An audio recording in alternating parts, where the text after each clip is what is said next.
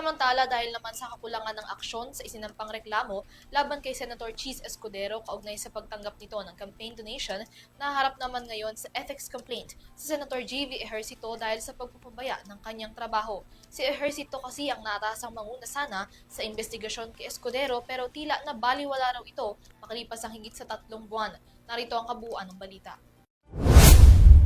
Sa nakatakdang pagbabalik ng sesyon ng Senado sa susunod na linggo, hindi malabong talakayin ni Senate Deputy Majority Leader J.V. Ejercito sa Committee on Ethics and Privileges ang sariling ethics complaint laban sa kanya. Kasunod ito ng paghahain ng abogadong si Marvin Aceron ng ethics complaint laban kay Ejercito para sa umano'y gross neglect of constitutional duty.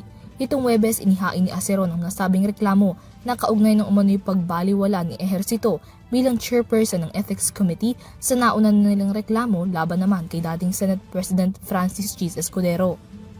Matatandaan na nagsampa rin ng ethics complaint ang kampo ni Aceron laban kay Escudero bunsod ng 30 million pesos campaign donation na tinanggap nito mula kay Lawrence Lubiano na may-ari ng Centerways Construction.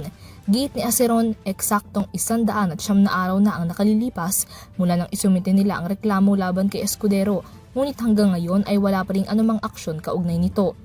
Batay sa ethics complaint, wala man lang kahit case number na naibigay. Anumang pagkilala sa kaso o update sa status ng reklamo ang naibigay sa kanila sa loob ng halos 3.5 buwan. Giit ni Aceron na proseso nga ng House of Representatives Committee on Ethics and Privileges ang ethics complaint laban kay Cavite Representative Kiko Barzaga sa loob lamang ng 77 araw.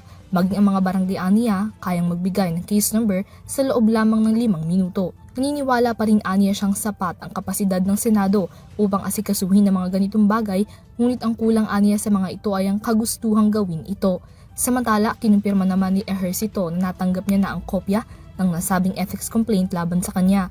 Ngunit depensa niya, hindi pa ganap na buo ang komite at na hindi pa rin pinal ang mga miyembro nito dahilan para hindi pa makapagsagawa ng mga pagdinig.